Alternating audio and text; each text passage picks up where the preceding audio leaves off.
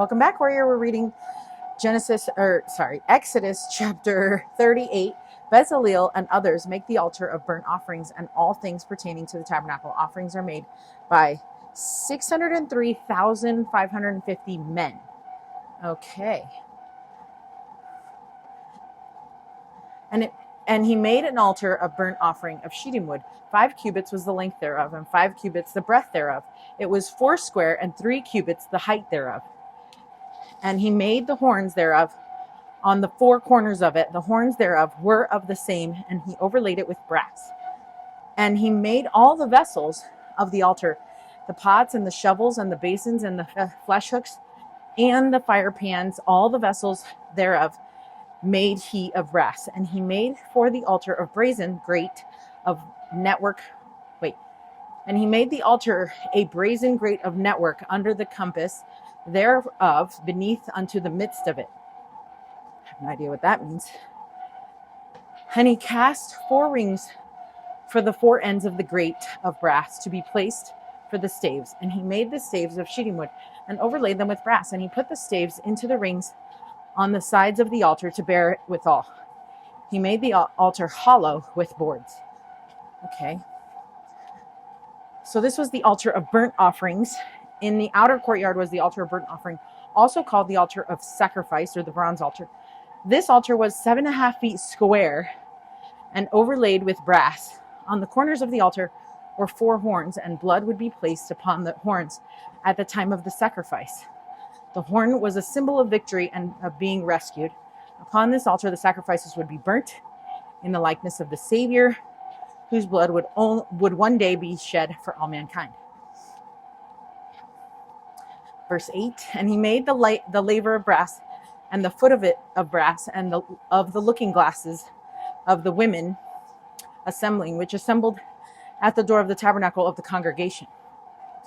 Between the altar of burnt, so what is the laver? Between the altar of burnt offerings and the tent stood a bronze basin called the laver. The laver was full of water and was used by the priests to wash themselves, symbolizing baptism and repentance, or being washed clean.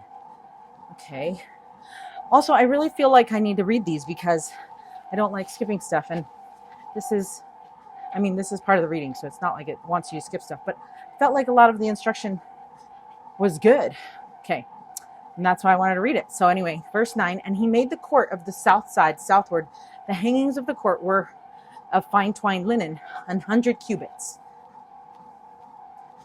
And the large area surrounding the tent, so this is the courtyard hangings. The large area surrounding the tent was known as the outer courtyard. Surrounding the courtyard were hangings made of fine twined linen, hanging upon pillars.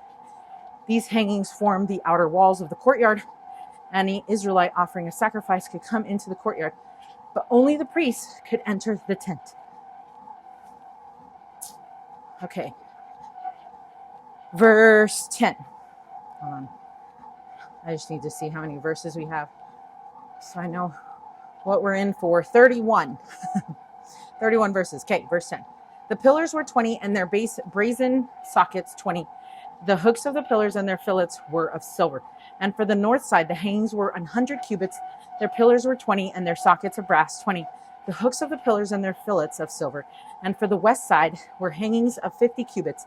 Their pillars 10 and their sockets 10. The hooks of the pillars and their fillets of silver. And for the east side, eastward 50 cubits. The hangings of the one side of the gate were 15 cubits. Their pillars 3 and their sockets 3. And for the other side of the court gate, on this hand and that hand were hangings of 15 cubits. Their pillars 3 and their sockets 3. All the hangings of the court round about were of fine twined linen. And the sockets for the pillars were of brass. The hooks of pillars and their fillets of silver. And the overlaying of the chapiters of silver, and all the pillars of the court were filleted, filleted with silver. And the hanging for the gate of the court was needlework of blue and purple and scarlet and fine twined linen. And 20 cubits was the length, and the height of the breadth was 5 cubits, unanswerable to the hangings of the court. And their pillars were 4, and their sockets of brass 4, and their hooks of silver, and their laying of their chapiters and their fillets of silver. Anyway, and all the pins of the tabernacle and of the court round about were of brass. Okay. So verse 21. Oh, hold on. Oh, actually, don't hold on. I'm just going to say, like, I think it's different when we're reading to ourselves or when we're reading audio, we're just listening to the audio or whatever. Because when you walk, like when I hike and read, it's so hard. So that's why I'm saying, like, it is a lot harder to read so many more chapters when this is the format that I've chosen to read them in. Which is why we're on Exodus 38 and not in Numbers right now. So there we have it. And maybe I'll just have to read those pages by myself. Maybe like I'll finish Exodus and then I'll just read Leviticus to myself on my own because I can do it faster. Although I do fall asleep, but I think I can do it faster than reading like this. Because when you read in your mind, it's like faster. Anyway, it's one of those things that I've chosen to do it like this. And now the Lord's like, hey, did you want to read 10 chapters a day? You're going to end up hiking like 10 miles. I could have thought this through a little bit more had I seen the reading assignments in advance. And I'm not saying that they didn't put them out. I'm just saying I didn't see them. Okay. All right. Also, I'm pretty sure that I could have seen like what the reading assignments were in the past, which could have definitely helped, right? Okay. So anyway, verse 21. This is the sum of the tabernacle, even of the tabernacle of testimony, as it was counted according to the commandment of Moses, for the service of the Levites by the hand of Ithamar, son of Aaron the priest, and Bezaleel, the son of Uri, the son of Hur, of the tribe of Judah, made all that the Lord commanded Moses. And with him was Aholiab, son of Ahisamach, of the tribe of Dan, an engraver, and a cunning workman, and an embroiderer in blue and in purple and in scarlet and fine linen. All the gold that was occupied for the work, and all the work of the holy place, even the gold of the offering, was 29 talents, and 730 shekels after the shekel of the sanctuary.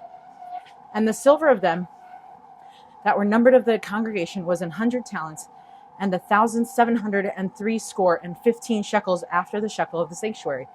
A bekah for every man, that is half a shekel, after the shekel of the sanctuary, for every one that went to be numbered from 20 years old and upward, for 600,000 and 3,550 men.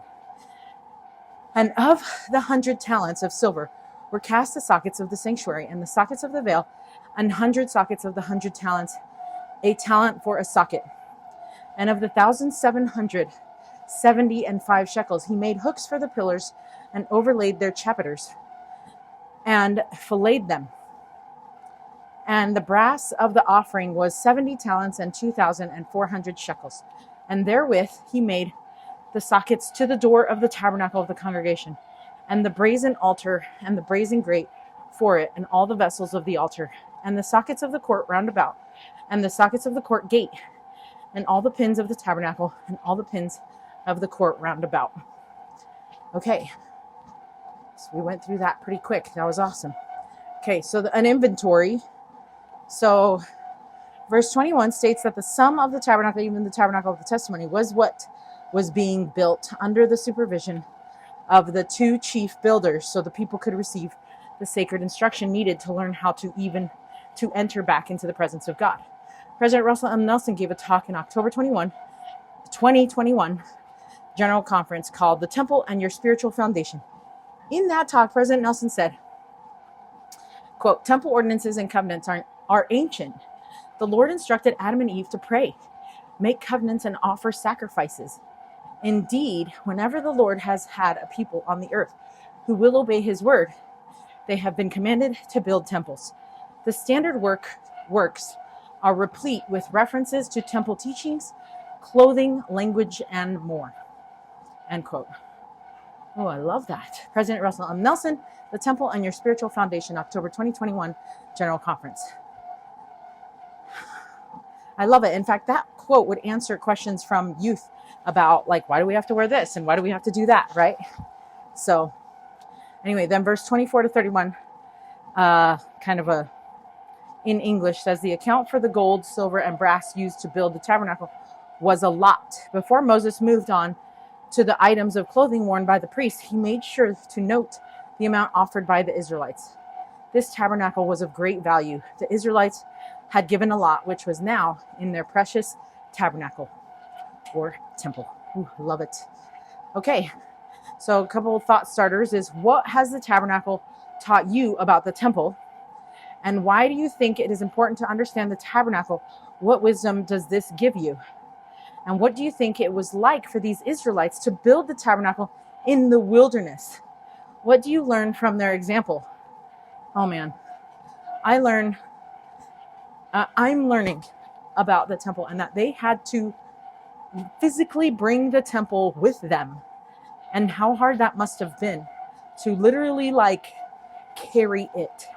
And I want to think, and I'm wondering, and it's just like a wonder of like, how can, like, what would be the equivalent of us carrying the temple with us? And I think that is something to strive for. Something that we can strive for is, how can we carry the temple with us? How can that be with us always? How can the Lord's house be with us always? And a quote from Sister Dalton always comes up about the temple, and or about holy places, in that she said you can build that any place can be a holy place. And that is so powerful, and it gives you that added measure of control to let you know that, like, because I'm a control freak, so that means that you can control your own environment, and you can create that holy place, holy space for yourself. And then that could be what we bring. That could be how we bring the temple with us, is by constantly creating a holy place for us, like a refuge or a place of security, because that is what the temple is for me, is a place of peace, love, security. And how can we bring that with us every day, so that when we are fighting our battles, that we won't be affected by those fiery darts, that they won't come in, because of where we stand, because of who is in our center. So anyway, I love these chapters. Until Exodus chapter 39, stay strong, warrior. Welcome, warrior. Whoops, nope, we need to start over on the other video.